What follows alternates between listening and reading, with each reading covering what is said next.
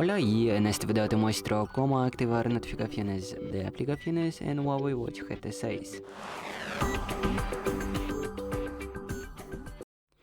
Pues bueno, primero que tienes que hacer es obviamente abrir aplicación Huawei Health y luego encontrar tu Huawei Watch GT 6. Aquí pulsamos más abajo en notificaciones. Si tienes desactivados, obviamente activamos y podemos ya ajustar las notificaciones de esas aplicaciones. Por ejemplo, voy a activar notificaciones de Google, de cámara, de Google Maps y etcétera. Y esas notificaciones van a llegar aquí más abajo.